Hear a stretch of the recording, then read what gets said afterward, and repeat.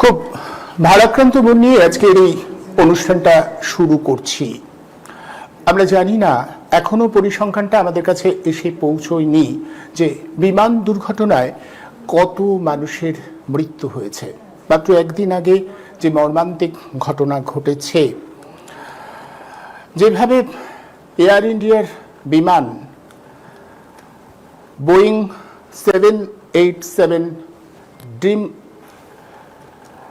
Lighter ভেঙে পড়েছে, তাতে 242 জন তো বটেই, তার থেকে বেশি মানুষের মৃত্যু হবার সম্ভাবনা রয়েছে। যদিও এখনো পর্যন্ত পরিসংখ্যান দেওয়া হয়নি। আশ্চর্যজনকভাবে একজন যাত্রী বেঁচে গেছে। আমরা অন্তত এটা প্রত্যাশা করতে পারি যে এই বেঁচে যাওয়ার সংখ্যাটা যদি আরো একটু বাড়ে, কিন্তু এখনো পর্যন্ত সেই সম্ভাবনা ক্ষীণ। প্রত্যেকটি মানুষকেই এই বিষয়টা যন্ত্রণা বিদ্ধ করেছে, সকলেরই একটা ভারাক্রান্ত মন। কিন্তু তৎসত্ত্বেও কিছু প্রশ্ন আমাদের তুলতেই হবে। প্রশ্ন তুলতে হবে যে যাত্রী নিরাপত্তার বিষয়ে যারা এই বিমান পরিষেবার সঙ্গে জড়িত, তারা কি সত্যি সেভাবে গুরুত্ব দেয় যাত্রী পরিষেবা বিষয়টাকে? যদি দেয়, তাহলে এমন ঘটনা ঘটে কি করে ঘটলো এরকম একটা ঘটনা? যারা তথ্য সামনে এসেছে তাতে জ্বালানি যথেষ্ট মজুদ ছিল এবং বিমানের পাইলট যিনি, তিনি যথেষ্ট দক্ষ, তার দক্ষতা নিয়ে কোনো প্রশ্ন নেই। এখন তারপরেও এই ঘটনাটা ঘটতে পারলো, আমরা প্রশ্নটা তুলব। আমরা জানি ঠিক এখন যে আবহ, সেটা যন্ত্রণার। এখন মানুষকে উদ্ধার করতে হবে, কত মানুষ মারা গেছে তার হিসাব নিকেশ করতে হবে, এবং যে দুর্ঘটনাস্থল সেখান থেকে সবাইকে সরিয়ে আনতে হবে। আমরা সবার কাছে আবেদন রাখব, যারা চিকিৎসারত অবস্থায় রয়েছেন তাদের সহযোগিতা করবার জন্য। রক্ত দেওয়ার জন্য স্থানীয় চিকিৎসকরা আবেদন করেছেন মানুষজনের কাছে। আমরা প্রত্যাশা করব সেই আবেদনে মানুষ সাড়া দেবে। কিন্তু তারপরেও আমাদের প্রশ্ন থাকবে। আমি বেশ কিছু প্রশ্ন তুলতে চাইব, এই কারণে যে প্রশ্নটা তোলা জরুরি। আচ্ছা, আপনারা কেউ কি জানেন এই যে বিমান বোয়িং 787, এই বিমান নিয়ে অভিযোগ একাধিক ছিল।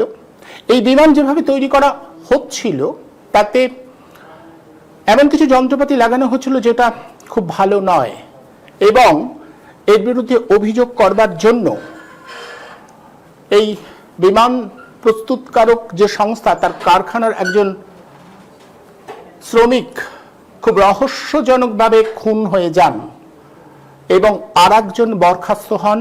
এখনো তিনি নিয়মিত খুনের হুমকি পাচ্ছেন। এছাড়াও একজন ইঞ্জিনিয়ার, তাকে তার যে প্রজেক্ট সেখান থেকে সরিয়ে দেওয়া হয়। প্রশ্ন হচ্ছে, এই বোয়িং বিমান সম্পর্কে এত অভিযোগ থাকা সত্ত্বেও সে বিষয়ে সতর্ক হওয়া গেল না কেন? এখানেই শেষ নয়, আপনাদের আরো একটা তথ্য দিচ্ছি। এই বিমান, যে বিমান গতকাল দুর্ঘটনার পরে একেবারে নিশ্চিহ্ন হয়ে গেছে, সেই বিমান মাত্র 1 মাস আগে, এই 2025-এর মে মাসে, এই বিমানটাই একটা যান্ত্রিক গোলযোগ তার কবলে পড়েছিল। সেই সময়কার এক যাত্রী, আমি বানিয়ে বলছি না, সেই সময়কার এক যাত্রী পরিষ্কার জানাচ্ছে যে একদিন পেছিয়ে গেছিল, কারণ বিমান যাত্রা শুরু করবার কিছু আগেই কিছু গন্ডগোল ধরা পড়ে, এয়ার কন্ডিশন খারাপ হয়ে যায়, লাইট জ্বলছিল না। তার জন্য সমস্ত যাত্রীদের ওই উড়ানের সময় একদিন পেছিয়ে দেওয়া হয়। তাদের 5 তারা হোটেলে রাখা হয়েছিল। একজন যাত্রী পরিষ্কার এই অভিযোগ করছে, তিনি জানাচ্ছেন যে এই বিমান একেবারে টিকিট দেখিয়ে তিনি বলছেন, এবং তিনি জানাচ্ছেন যে এই বিমানে গলদটা আগে থেকেই ছিল। তাহলেও কেন নিরাপত্তা ব্যবস্থা নেওয়া হলো না? আবার প্রশ্ন থাকবে। অত্যন্ত গুরুত্বপূর্ণ কিছু তথ্য, কিছু পরিসংখ্যান আপনাদের কাছে আমি আজকের এই অনুষ্ঠানে রাখবো। তাই অনুরোধ থাকবে, আপনারা সবাই আমার এই অনুষ্ঠানটা শেষ পর্যন্ত দেখুন এবং এই অনুষ্ঠানটাকে ছড়িয়ে দিন, কারণ মাথায় রাখবেন ঠিক এই সময় বিমান পরিবহনের বিষয়টা কিন্তু কোনো বিলাসিতার সাথে জড়িত নয়, এটা প্রয়োজনের অঙ্গ হয়ে উঠেছে।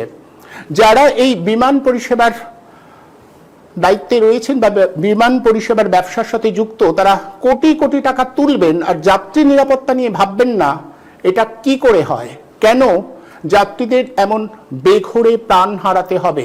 আমরা বারবার এই প্রশ্নটা তুলব এবং এই সংক্রান্ত অত্যন্ত গুরুত্বপূর্ণ কিছু পরিসংখ্যান তথ্য আপনাদের কাছে রাখব। তাই আমার অনুরোধ থাকবে, আমার এই অনুষ্ঠানটা আপনারা শেষ পর্যন্ত দেখুন এবং আমি যে তথ্য এবং পরিসংখ্যানগুলো দেব সেগুলো সর্বত্র ছড়িয়ে দিন, যাতে এই বিষয়টাকে কেন্দ্র করে সবার মধ্যে একটা চর্চা শুরু হয়, যাতে যারা বিমান পরিষেবার ব্যবসা করেন তাদের মধ্যে এই চাপটা তৈরি হয় যে যাত্রীদের নিরাপত্তাকে অগ্রাধিকার দিতে হবে। যদি না দেওয়া হয় তাহলে যাত্রীদের পক্ষ থেকে ক্রমাগত এই চাপটা দিয়ে যেতেই হবে। আবারও বলছি, বিমান পরিবহনের বিষয়টা এখন কোনো বিলাসিতা নয়, এটা প্রয়োজন। অনেক মানুষই নিজেদের সাধ্যের বাইরে গিয়েও বিমান পরিবহনকে ব্যবহার করতে বাধ্য হয়, কারণ এখন যোগাযোগ ব্যবস্থা এইরকম একটা জায়গায় পৌঁছেছে যে যেতেই হয়, কোনো উপায় থাকে না। তাই পারস্পরিক হওয়া উচিত গোটা বিষয়টা। বিমান পরিষেবার সঙ্গে যারা যুক্ত তারা আরও দায়িত্ববান হন। যদি দায়িত্ববান না হন তাহলে বারবার প্রশ্ন উঠবেই। এবং একই সাথে এই প্রশ্নটাও বোধহয় করা উচিত যে এয়ার ইন্ডিয়া কাদের হাতে ছিল? সরকারি বিমান পরিষেবা ব্যবস্থার আয়ত্তাধীন ছিল। তারপর গত 2023-এ এটা বেসরকারি হাতে যায়। আমাদের মনে আছে তথাকথিত মিডিয়া, বিশেষ করে গদি মিডিয়া, সেই সময় প্রবল প্রচার করেছিল যে মোদী সরকারের নাকি মাস্টার স্ট্রোক, সর্বত্র বেসরকারীকরণ শুরু হলে নাকি তার পরিষেবা অনেক উন্নত হয়। চোখে আঙুল দিয়ে এটা দেখিয়ে দিচ্ছে যে সেটা হয় না, কারণ যারা বেসরকারি পরিষেবা দেন তারাও ব্যবসার কথাই ভাবেন। আর ব্যবসা ভাবতে গিয়ে অনেক সময় তারা যে যাত্রীদের নিরাপত্তার বিষয়টা উপেক্ষা করে। আজকের এই অনুষ্ঠানে আমি পরিষ্কার তথ্য দিয়ে পরিসংখ্যান দিয়ে সেটা বলবো, তাই অনুরোধ থাকবে শেষ পর্যন্ত দেখুন। নমস্কার, আমি অনুপম। আজকের অনুপম লাইভ শুরু করছি অনেকটাই ভারাক্রান্ত মন নিয়ে, কারণ ঠিক এই মুহূর্তে সত্যি এতগুলো মানুষের মৃত্যু আমাদের যন্ত্রণা দিচ্ছে। আমি প্রথম যে বিষয়টা আপনাদের সামনে রাখবো সেটা হচ্ছে এই যে জন বার্নেট, এর নাম আপনারা অনেকেই শোনেননি, আমি আপনাদের বলে দিচ্ছি। এই জন বার্নেট হচ্ছে আমেরিকার সাউথ ক্যারোলাইন একটা কারখানা আছে, যে কারখানায় এই বোয়িং বিমানগুলো তৈরি হয়। তিনি গত বছর 2024-এর মার্চ মাসে আচমকাই মারা যান। তার মৃত্যু নিয়ে রীতিমতো রহস্য ছড়িয়েছে, কারণ তার আগে থেকে আমেরিকার স্থানীয় সংবাদপত্রে খবরগুলো বেরিয়েছিল যে তার আগে থেকে বারবার এই শ্রমিক এটা নিয়ে সোচ্চার হয়েছিল যে অত্যন্ত তাড়াহুড়ো করা হচ্ছে বিমান নির্মাণের ক্ষেত্রে। এই বোয়িং 787 বিমান নির্মাণের ক্ষেত্রে অত্যন্ত তাড়াহুড়ো করা হচ্ছে এবং যন্ত্রপাতি যা দেওয়া হচ্ছে তা যথেষ্ট সময় উপযোগী নয়, অর্থাৎ পুরনো যন্ত্রপাতি দিয়ে গোটা বিষয়টা করা হচ্ছে। এরপরে রহস্যজনকভাবে তিনি খুন হয়ে যান বলছে, মানে প্রচার এরকম যে তিনি খুন হন, তার মৃত্যু নিয়ে রহস্য রয়েছে। এখানেই শেষ নন, রিচার্ড কুয়েভাস তিনিও এই বিমান তৈরি হয় যে সংস্থা আমেরিকার, সেখানকার একজন কর্মী, তাকে বরখাস্ত করা হয়, কারণ তিনিও একই রকম প্রশ্ন তুলেছিলেন। তিনি বলেছিলেন এই বিমান যথেষ্ট সময় উপযোগীভাবে তৈরি করা হচ্ছে না। ভেবে দেখুন, যারা কর্মী, যারা হাতে করে জিনিসগুলো তৈরি করছে, যাদের অভিজ্ঞতা একেবারে প্রত্যক্ষ, তারা জানিয়ে দিচ্ছে যে এই বিমান যথেষ্ট আপডেটেড যে যন্ত্রপাতি সেটা দিয়ে তৈরি করা হচ্ছে না। এরপরেও এই বিমানটাকে ব্যবহার করা হচ্ছে, এই বিমান সম্পর্কে সাধারণ মানুষের মধ্যে মোহ তৈরি করা হচ্ছে। এই বিমানটা নাকি স্বপ্নের উড়ান, অনেকেই তাই মনে করতেন। এবং আমি আপনাদের দেখাতে চাইব, আমি পিসিআরকে বলবো যে যে বিমানটা ধ্বংস হয়ে গেছে মাত্র 1 মাস আগে সেই বিমানটা একদিন যাত্রা পেছিয়ে দিতে বাধ্য হয়েছিল যান্ত্রিক গোলযোগের জন্য। এরপরেও কেন প্রশ্ন উঠলো না? আমি আপনাকে জানাবো, আমি পিসিআরকে বলবো সেটা দেখাতে। শরৎ রাবল তিনি সেই সময়কার যাত্রী ছিলেন। তিনি, আমি এইটা পেয়েছি, এই ভিডিওটা পেয়েছি একটা ইউটিউবের সূত্র ধরেই, তারই সৌজন্যে আমি আপনাদের দেখাবো যে শরৎ রাবল কি জানাচ্ছেন। তিনি বলছেন যে এই বিমানটার কিছু গোলযোগ দেখা যায়, তাই একদিন পেছিয়ে দেওয়া হয়। তিনি একেবারে তার টিকিট যেটা রয়েছে সেটাও দেখাচ্ছেন। আমি পিসিআরকে বলবো দেখাতে, আপনারা একটু দেখুন এবং তারপরে আমি বক্তব্যে আসব। শরৎ রাবল কিভাবে বলছেন যে এই বিমান যেটা গতকাল ধ্বংস হয়ে গেছে, যেটা এই মর্মান্তিক দুর্ঘটনার কবলে পড়েছে, সেটা 1 মাস আগেই যান্ত্রিক গোলযোগ দেখা দিয়েছিল, তার জন্য যাত্রীদের একদিন পেছিয়ে দেওয়া হয়েছিল। পিসিআরকে বলবো দেখাতে, শুনুন কি বলছে শরৎ রাবল। तो 1 महीना पहले हमें पहले को निकले थे घर से, मैं, मेरी वाइफ और मेरा भाई, हम 3 बंदे यहाँ गेटविक आ रहे थे और 1:30 बजे पहुंच गए। मतलब वो चेक इन के वक्त का बिल्कुल ठीक हिसाब से, और वो अंदर भी बैठ गए। बाद में वो शुरू नहीं हो रही थी 1:30 को जो में वो फ्लाइट उड़नी थी, तो आधा घंटा बीता, 2 घंटा बीता। अचानक मैं लू में गया था, तो लू में यकायक लाइट बंद हो गई, जो अक्सर होती नहीं है। तो चलो ठीक है, कुछ सेकंड्स के बाद वो शुरू हो गई और मैं वो सीट पे आके बैठा। उस वक्त भी 2-3 बार पूरी फ्लाइट की लाइट वो बंद होती रही। तो चौंका मैं, क्योंकि मैं 36 साल से यहाँ पर हूँ और सीजन ट्रैवलर हूँ। हर साल वो हर वक्त साल में 1 बार तो इंडिया में आना होता ही है, और यहाँ भी मैंने टीवी कैमरे वालों के साथ काम किया है। मैं फोटोग्राफर हूँ असल में। तो गुर्जरी टीवी था 10 साल पहले, तो उसमें भी मैंने काम कैमरामैन, नॉन लीनियर एडिटर ऐसा कुछ रहा था। तो 3 बजे, 4 बजे, और बाद में अनाउंस किया गया कि भाई आज की ये फ्लाइट जो है वो कैंसिल हो रही है, हमें आपको होटल में ले जाके वहां रुकवाना होगा। तो यकायक सब गड़बड़ हो गई। सब वो बोलने लगे ये क्या हुआ, ये वो, तो सबको निकाल दिया गया वहां से। बात असल में क्या थी, जो थोड़ी बहुत जानकारी उस वक्त मिली थी, 43, 44 का वो गर्मी का हिसाब था उस दिन। तो वो बता रहे थे कि उनका जनरेटर ठीक से एक्टिव नहीं हो रहा है, उस हिसाब से वो इलेक्ट्रिकल फॉल्ट शायद हो सकता है। तो हमने सोचा कि चलो ये ठीक कर देंगे, लेकिन बाद में तय किया गया कि नहीं, जाना है अब तो बाहर। तो वहाँ लग्जरी कोच करके अहमदाबाद के नजदीक, वो एक भोपाल पे है ताज वालों की, ताज स्काईलाइन, वहां पे ठहराया।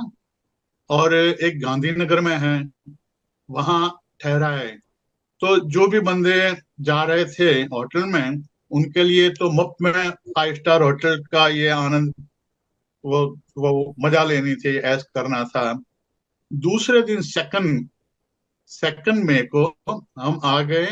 तो उस वक्त भी तकरीबन 1-2 घंटा वो चेक किया। उस वक्त भी हम सब परेशान थे कि शायद ये आज भी उड़ने वाले हैं कि नहीं। तो कुछ ही देर में ये शुरू हो गई फ्लाइट और हम आ गए।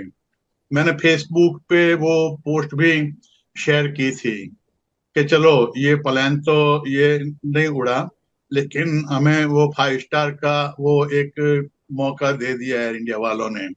और मेरी ये समझ है कि लास्ट जो एरोप्लेन था, अगर वो ही एरोप्लेन आज उड़ रहा है, तो मेरा प्रश्न ये है कि उसको ठीक से जांच करवाई थी कि नहीं करवाई थी।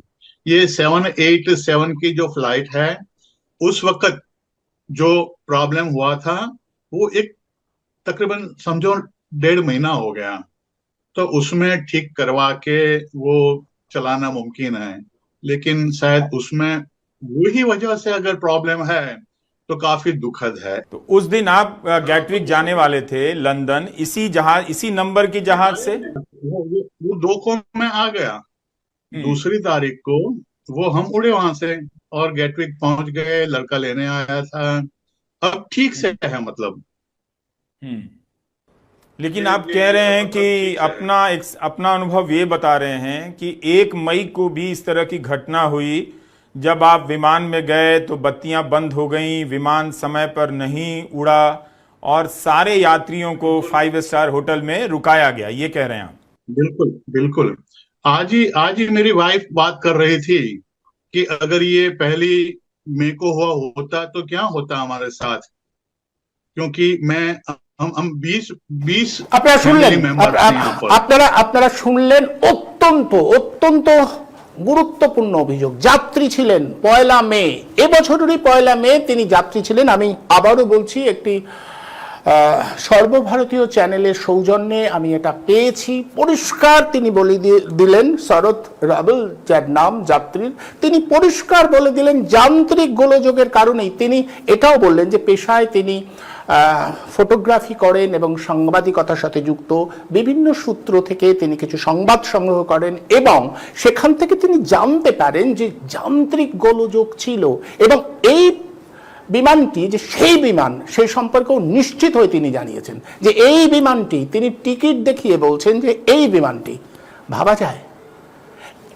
1 মাস 1.5 মাস আগে যার যান্ত্রিক গোলযোগ দেখা দিয়েছিল সেই বিমানটাকে ব্যবহার করা হলো। ভেবে দেখুন যাত্রীদের নিরাপত্তার বিষয়টা কতটা উপেক্ষা করে এই সমস্ত বড় বড় কর্পোরেট বিমান সংস্থাগুলো, যারা শুধুমাত্র ব্যবসা করে। আপনাদের এটাও জানাই, এই যে বোয়িং বিমান, এটা নিয়ে নানা সময় নানা অভিযোগ বিভিন্ন দেশে। ঠিক এই মুহূর্তে এই বিমানের যে যন্ত্রাংশ বা এর বিষয় নিয়ে যে এটা যে ঠিকঠাক নয়, যে কোনো মুহূর্তে এটা যে বিপদ ঘটাতে পারে, তা নিয়ে বিভিন্ন দেশে একাধিক মামলা চলছে। আমেরিকাতেই এবছরের শেষের দিকে একটা মামলা হয় এবং সেই মামলায় আপনাদের জানিয়ে রাখি, অঙ্কটাও আমি জানিয়ে দিচ্ছি, 9,400 কোটি টাকা এই বোয়িং কর্তৃপক্ষ ক্ষতিপূরণ দেবে বলে আদালতকে জানায় যে তাদের কিছু ঘটনা ঘটেছে এবং আদালতের কাছে তারা চুক্তিবদ্ধ হয় যে আমরা এই ক্ষতিপূরণ বাবদ এই টাকাটা দেব। এইভাবে চলছে শুধুমাত্র লাভ। আপনাদের এটা জানিয়ে রাখি যে 1953 সালে এয়ার ইন্ডিয়ার ভারত সরকারের আওতাভুক্ত হয় এবং তারপর থেকে 2023 সাল পর্যন্ত ভারত সরকারের নিয়ন্ত্রণাধীনে থাকা অবস্থায় দুর্ঘটনা ঘটেছে কটা আমি বলে দিচ্ছি, 6টা। তার মধ্যে 1978 সালে এই যন্ত্রাংশের গন্ডগোলের জন্য একটু বেশি রকম দুর্ঘটনা ঘটে, 213 জন মানুষ মারা যায়। তারপরে বিভিন্ন ধরনের ঘটনা ঘটেছে, যে দুর্ঘটনাগুলো ঘটেছে কখনো সেটা বিমান চালকের অসতর্কতা, কখনো বা ওই জঙ্গি হানার জন্য নানা ধরনের দুর্ঘটনা ঘটেছে। 6টা 1953 সাল থেকে 2023। আর 2023-এর পর থেকে আজ 2025-এর এই সময়ের মধ্যে যখন বেসরকারীকরণ অর্থাৎ টাটা গোষ্ঠী এই এয়ার ইন্ডিয়া নিয়েছে, কটা দুর্ঘটনা ঘটেছে? 8টা। তার মধ্যে গতকাল একটা ভয়াবহ, এবং এই 8টা দুর্ঘটনার মধ্যে অধিকাংশটাই যন্ত্রাংশ, অর্থাৎ বিমানের অত্যাধুনিক যে যন্ত্রপাতি থাকা উচিত, নিরাপত্তাজনিত যে ব্যবস্থা নেওয়া উচিত, সেগুলো নেই। এই জন্যই ঘটনাগুলো বারবার ঘটছে। আপনাদের ভাবতে অবাক লাগে না? ঠিক এই মুহূর্তে বিমান যাত্রায় যখন সবাই নিজেদের বিমান যাত্রাটাকে অপরিহার্য করে তুলেছেন, যখন সাধ্যাতীত মানে সাধ্যের বাইরে গিয়েও টাকা জোগাড় করে অর্থ সংগ্রহ করে বিমান চলাচলের জন্য ব্যস্ত হচ্ছেন মানুষ, তখন যাত্রীদের নিরাপত্তা নিয়ে কোনো প্রশ্ন নেই। যার প্রত্যেকদিন ঘেরা পিটোয় যে সরকারি পরিষেবা থেকে বার করে দিলেই, বেসরকারি পরিষেবায় নিয়ে গেলেই যে কোনো পরিষেবা, যে কোনো ব্যবস্থা উন্নত থেকে উন্নততর হয়ে উঠবে, তারা অন্তত এই বিষয়টা দেখুন, ভালো করে ভাবুন। গতকাল থেকে গদি মিডিয়া এই বিষয়টা নিয়ে প্রশ্ন তুলেছে? কোথাও আলোচনা হয়েছে যে এই ভিতরকার ঘটনাগুলো রয়েছে?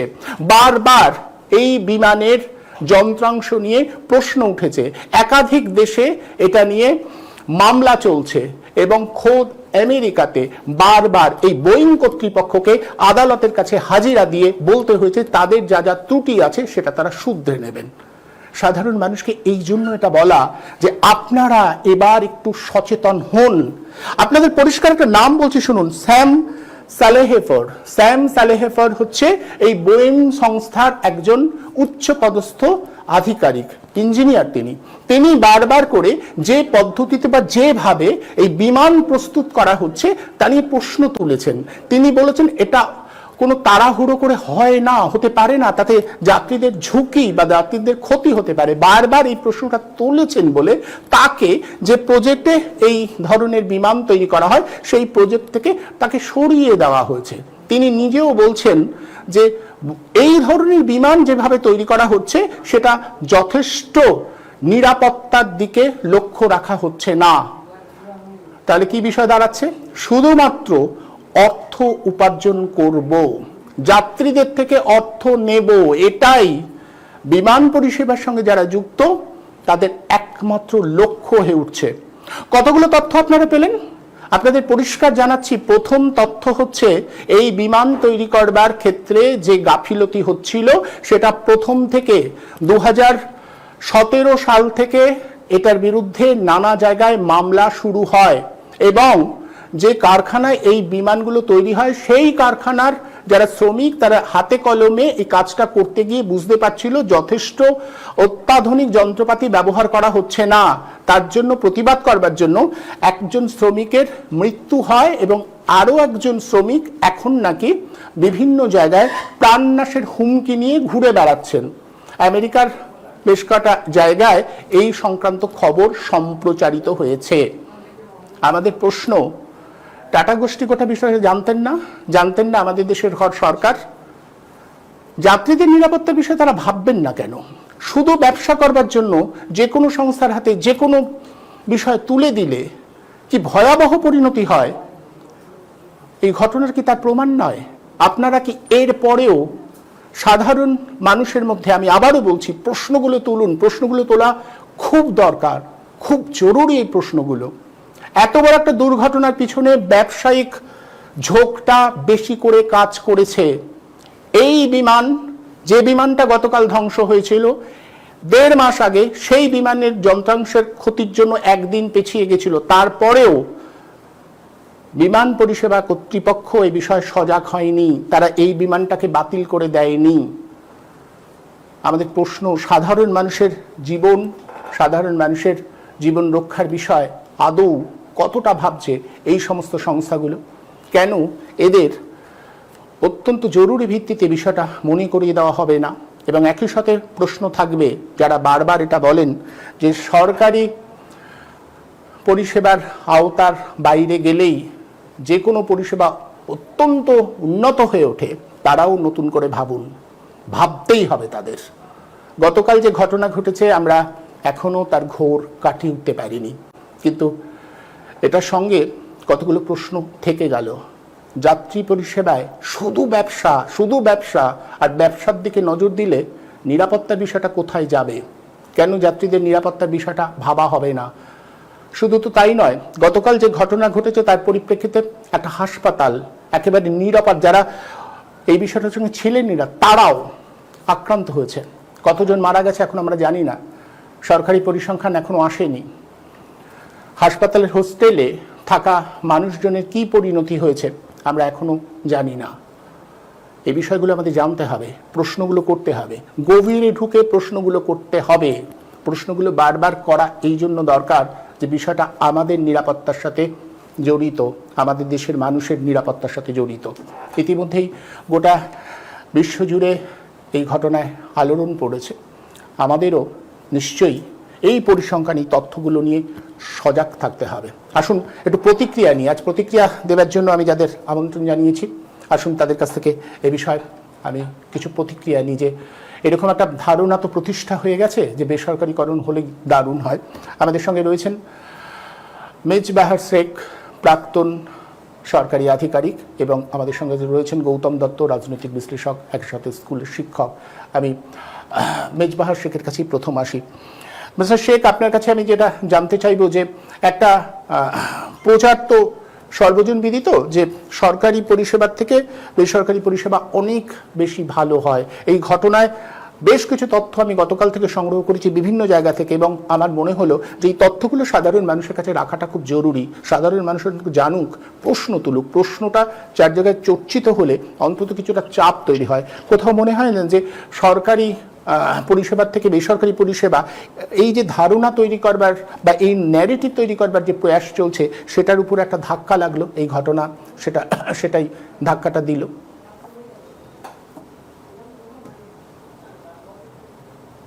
যাচ্ছে আমার কথা? হ্যাঁ, এবার শোনা যাচ্ছে, বলুন।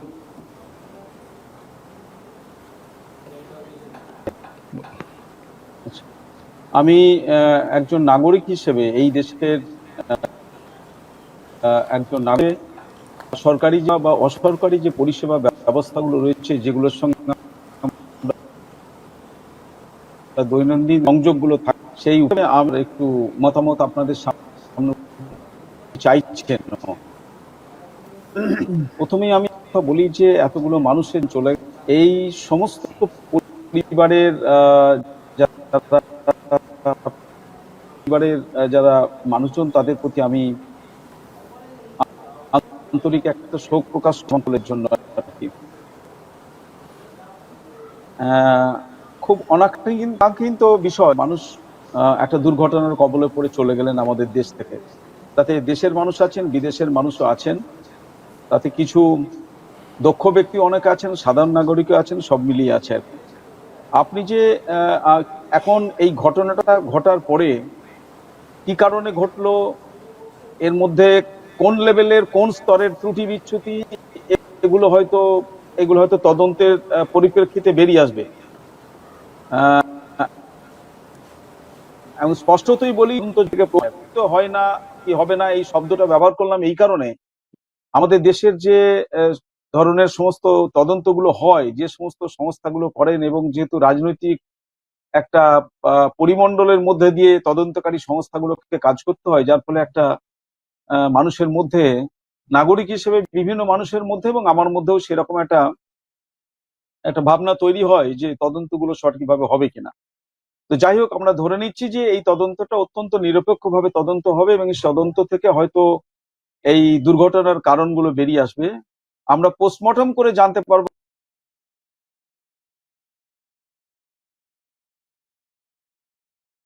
কেন ঘটেছে, কিন্তু এতগুলো মানুষকে আর বিমানটাকে কেন্দ্র করে যা ঘটেছে ইতিমধ্যে, এবং এর সক্ষমতা, যাত্রীদের এই সম্পর্কে অভিজ্ঞতা যা হয়েছে, সেগুলো আপনি বললেন, সেগুলো শুনলাম। এগুলো বাঞ্ছনীয় নয়, বরং এটা দুর্ভাগ্যের বিষয় আর কি। এবার যেটা আপনি বললেন, একটা প্রশ্ন তুললেন যে সরকারি ব্যবস্থা আর অসরকারি ব্যবস্থার যে পরিষেবাগত দিকটার যে ব্যাপারটা আপনি বললেন, আমি এই প্রসঙ্গে একটা কথা বলি। দেখুন, সরকারি যে ব্যবস্থাটা থাকে সেটা একটা রাষ্ট্রের দায়বদ্ধতা থেকে রাষ্ট্র মানুষের কাছে, তার নাগরিকের কাছে কতগুলো পরিষেবা দেয়। এই পরিষেবাটা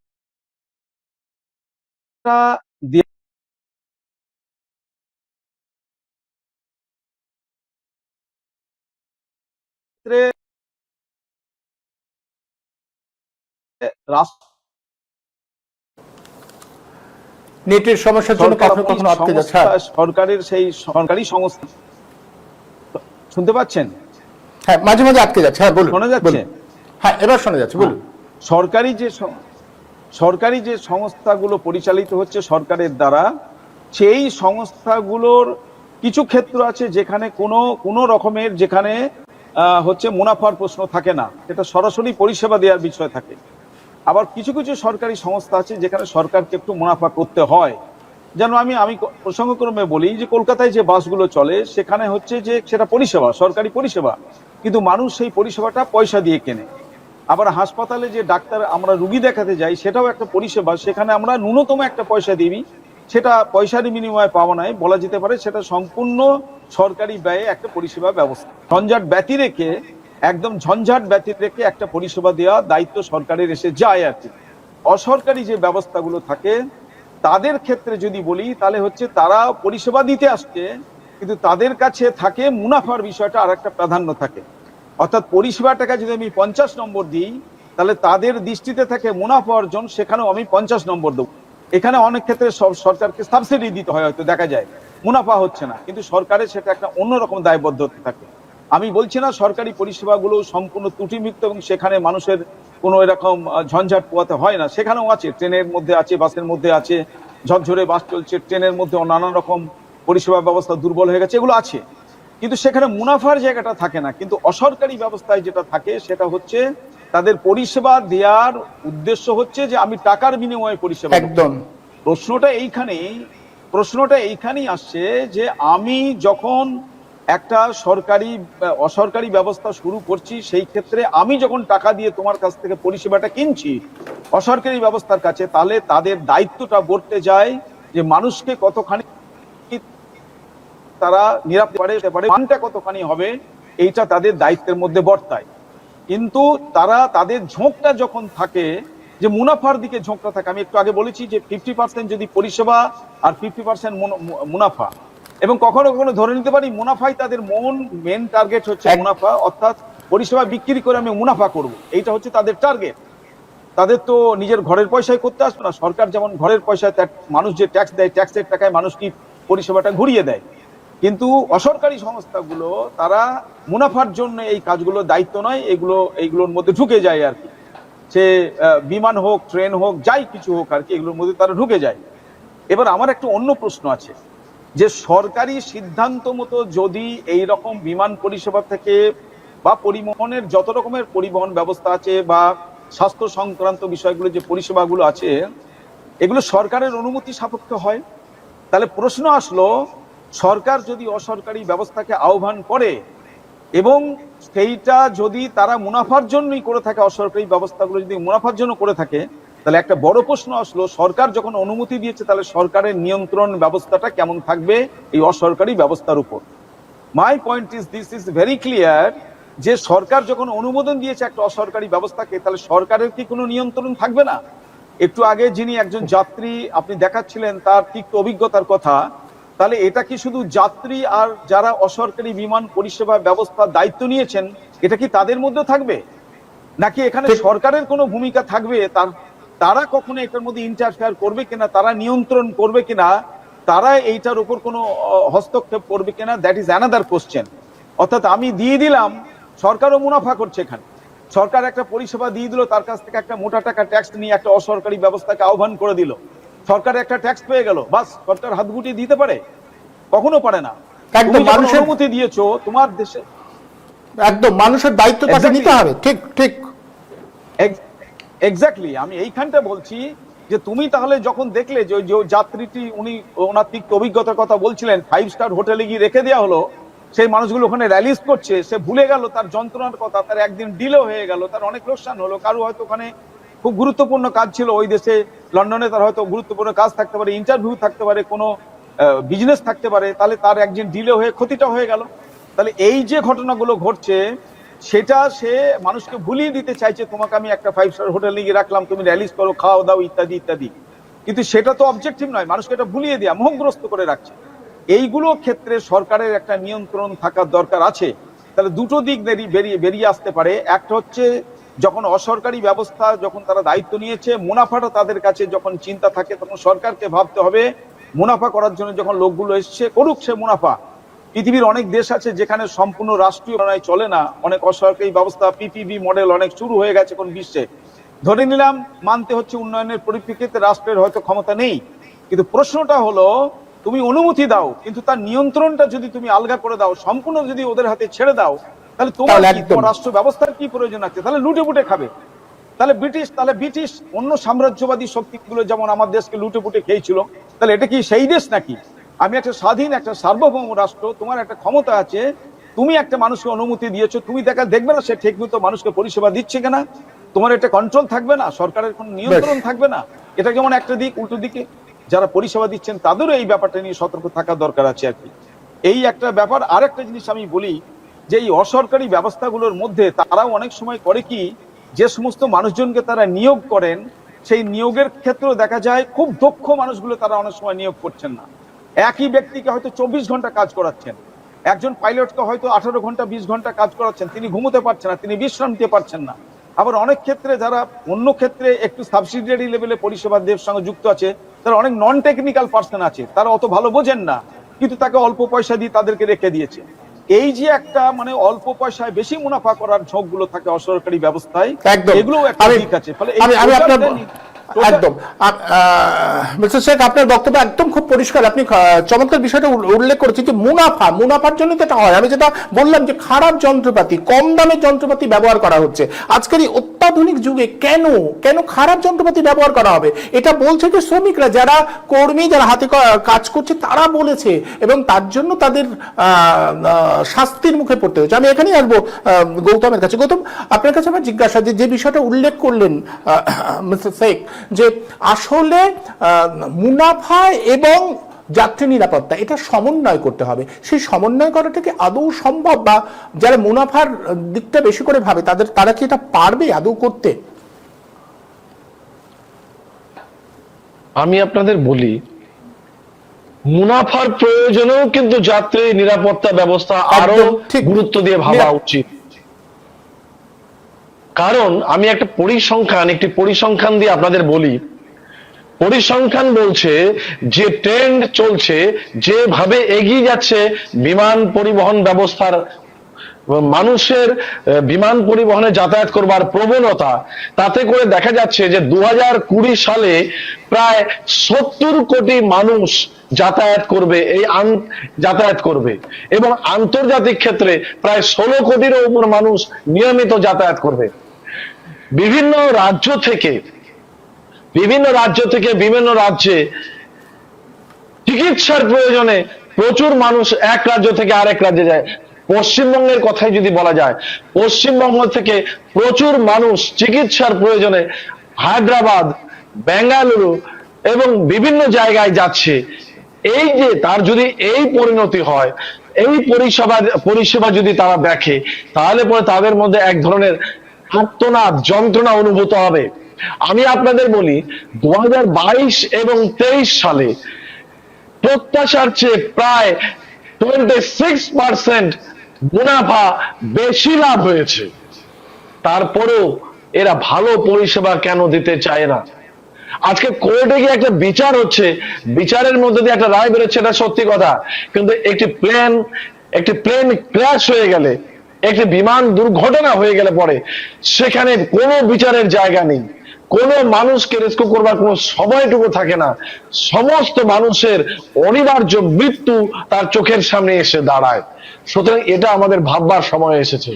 আর এই এয়ার ইন্ডিয়ার যদি বিগত ট্র্যাক রেকর্ড গুলো আমরা দেখি, বহুবার এয়ার ইন্ডিয়াকে তার বিরুদ্ধে জরিমানা হয়েছে, তার পাইলটরা সাসপেন্ড হয়েছে এবং বিভিন্নভাবে তাদের কর্তব্যের গাফিলতির উদাহরণ আমাদের ইতিহাস জানিয়েছে। সুতরাং এইরকম একটা পরিস্থিতিতে মানুষের বিমান যাত্রার ক্ষেত্রে একটা আতঙ্কের বার্তা এনে দিচ্ছে। মানুষ একটা অসহায় অবস্থায় পড়ছে। আমি আমার নিজের পরিবারের ক্ষেত্রে বলতে পারি যে অত্যন্ত প্রয়োজনে তাৎক্ষণিক সময়ের মধ্যে আমার ছেলেকে সুচিকিৎসা দেবার জন্য আমাকে বাগডোগরা থেকে তৎক্ষণাৎ হায়দ্রাবাদে যেতে হয়েছে, তাৎক্ষণিক প্রয়োজনে। আর তখন কিন্তু একমাত্র প্লেন ছাড়া, এই বিমানে যাওয়া ছাড়া আর কোনো বিকল্প রাস্তা থাকে না স্বভাবতই। এবং তার পরিষেবা যদি এই জায়গায় গিয়ে দাঁড়ায়, তার পরিষেবা যদি এভাবে বিঘ্নিত হয়, তাহলে পরে এর চেয়ে যন্ত্রণার, এর চেয়ে লজ্জার কিছু থাকে না। শুধুমাত্র মুনাফা লাভ করব, কিন্তু সঠিকভাবে পরিষেবা দেব না, এটা চলতে পারে না। সরকারকে এর দায়িত্ব নেওয়া উচিত ছিল এবং এই এয়ার ইন্ডিয়ার যেভাবে একের পর এক বিগত দিনে তাদের জরিমানা দিতে হয়েছে, তাদের অনেক আগেই তাকে স্যাক করা দরকার ছিল। আমার অবাক লাগছে যে একই সঙ্গে কি করে দুটো ইঞ্জিন ব্লক হয়ে গেল এবং যে সময়টায় রানওয়ে থেকে প্লেনটা উপর দিকে ওঠে, তখন তার যে নিজের চাকাগুলো ভিতরে ঢুকে গেলে এবং তার ওই ফ্লাইং জোনে তার কিন্তু পাখাগুলোর যে গ্যাপটা থাকে সেটাও বন্ধ হয়ে যায়, কারণ হাওয়া কাটতে সুবিধা হয়।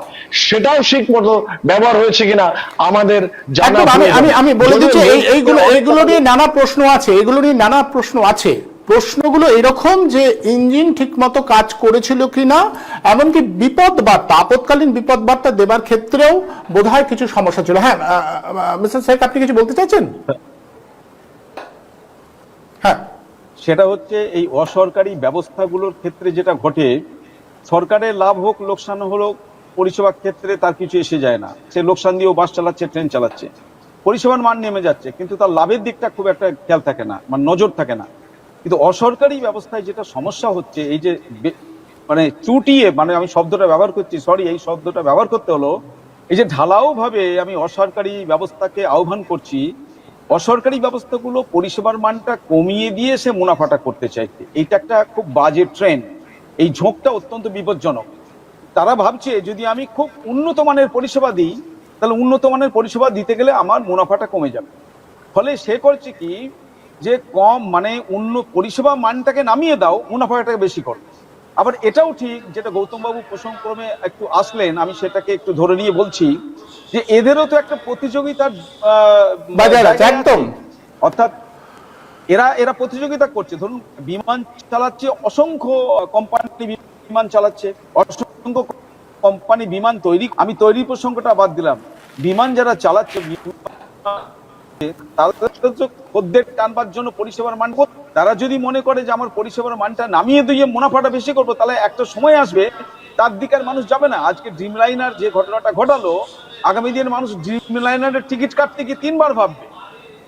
একবার বোয়িং বিমান নিয়ে, আরো বোয়িং এর 707 বা হচ্ছে যেটা মালয়েশিয়াতে ধ্বংস হলো, যেটা হচ্ছে আটলান্টিকে যেটা ভেঙে পড়লো, যেটা আপনি 7টা 8টার উদাহরণ দিচ্ছিলেন, এইগুলোর ক্ষেত্রে কিছুদিন মানুষ ওই বিমান কোম্পানির ওই বিমানে উঠতে গিয়ে ভয় খেয়েছে, কারণ তারা পরিষেবাটা তাদের সেই জায়গায় পৌঁছায়নি। ফলে বেশ। অসরকারি সংস্থা যারা